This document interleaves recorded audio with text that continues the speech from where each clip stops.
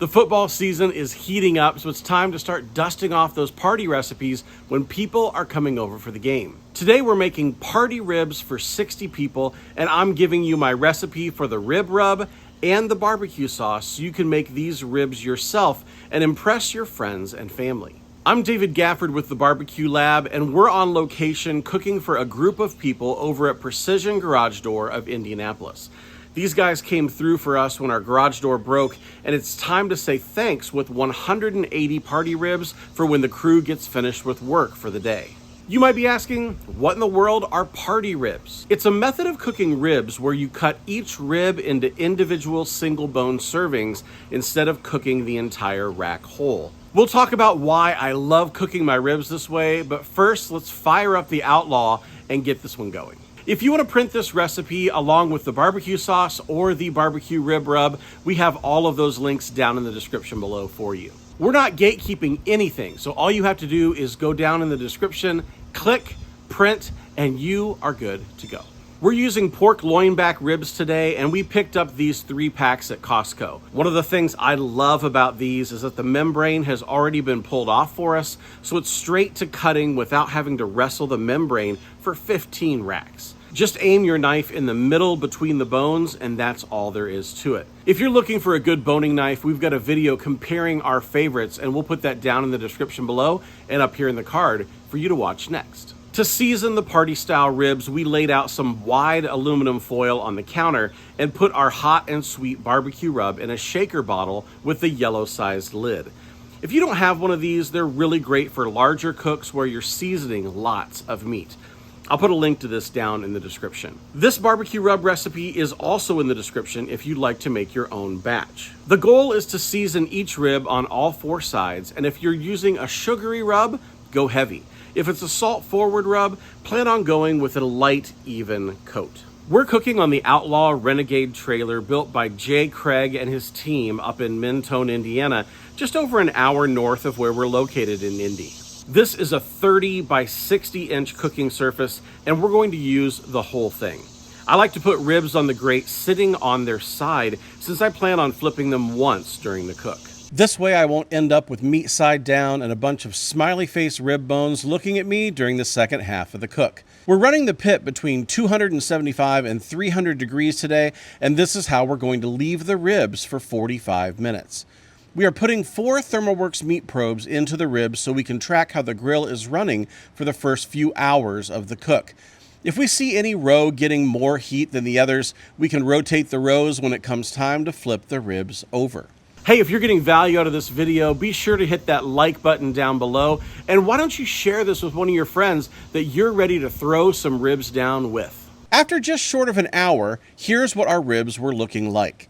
The hardest part of this cook is turning each individual bone over on a grill grate that's 30 inches deep with thick rubber gloves on your hands. This Outlaw is hotter than I'm willing to work with barehanded though, so it's necessary awkwardness, I suppose.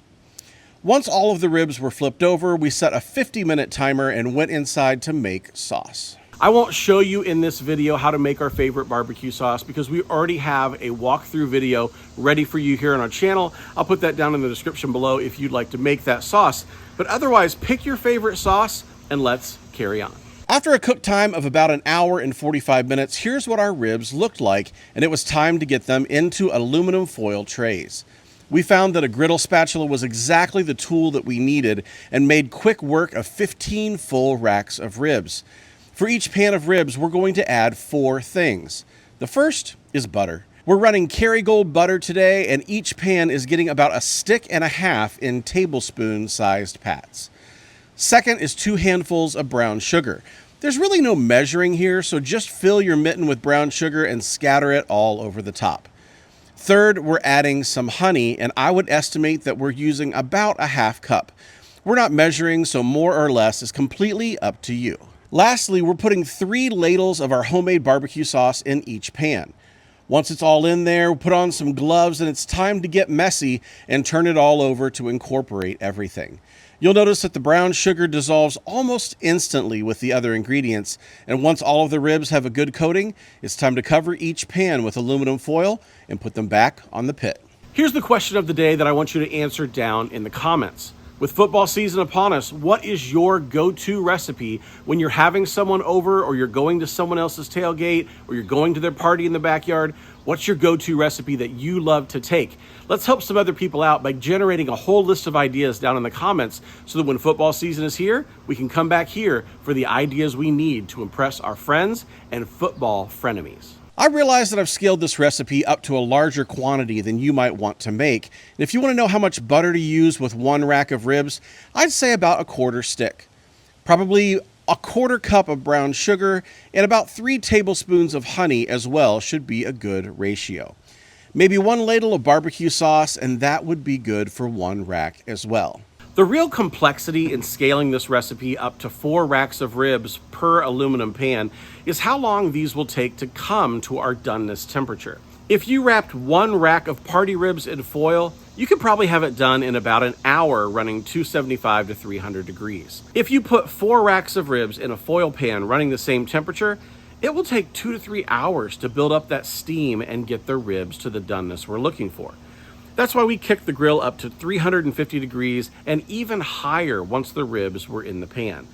We're looking for an internal temperature between 200 and 208 degrees with our trusty Thermopin 1, and then we will call these ribs finished.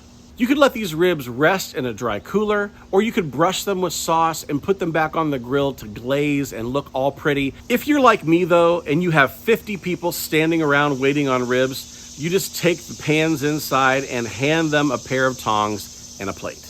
If you haven't tried party ribs, what makes them special for me is that each side of every rib is getting barbecue rub and sauce, which you don't get by cooking them as a whole rack. If you haven't tried these yet, pick an upcoming football game or a company get-together, and I know that you're going to impress your tribe with this recipe. They're incredibly easy to grab and go, which makes them perfect for game day eats. I'm David Gafford, and behind the camera is Melissa. Now get out there and make your tribe some ribs. Life's better when we do it together. I'll see you on the next one.